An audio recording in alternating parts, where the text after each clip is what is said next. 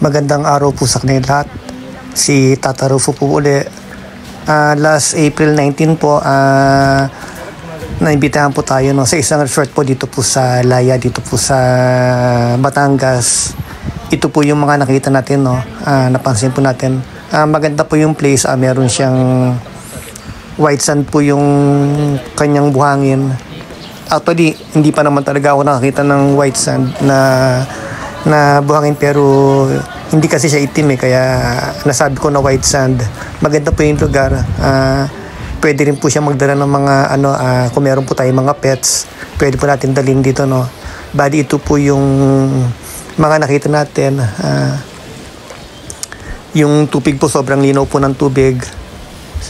O siguro nagkataon lang po na hindi siya maalon, pero napakaganda po ng lugar, Kaya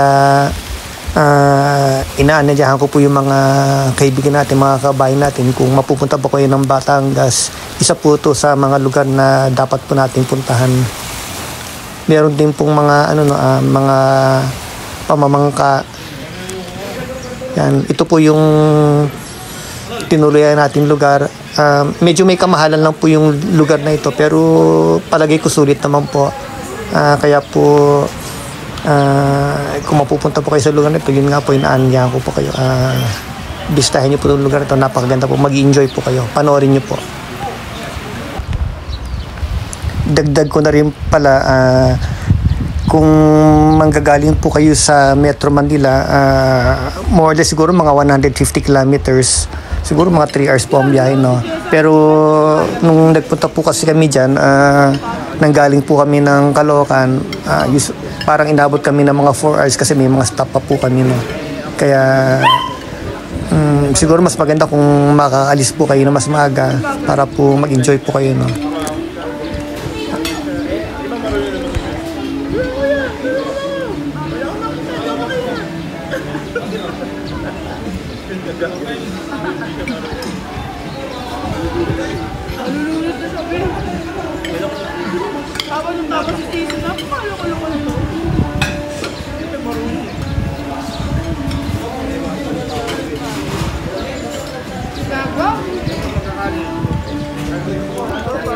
Pagdating naman po sa pagkain nila, I'm sure mag-i-enjoy din po kayo kasi puros mga lutong Pinoy, saka rin to, parang Viking style po siya. Iba't ibang putahe po yung matitikman ninyo. Sigurado po magugustuhan ninyo,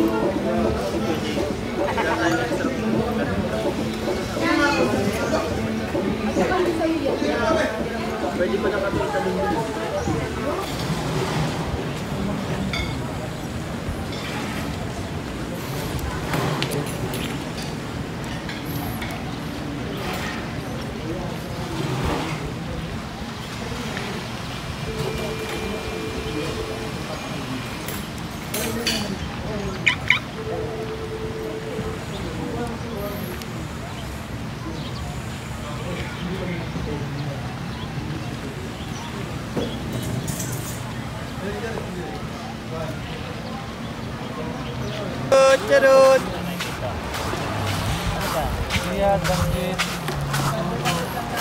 Magkano balot ninyo? 30 po. Ha? 30. Kahit ulat basta tuloy lang ang lito.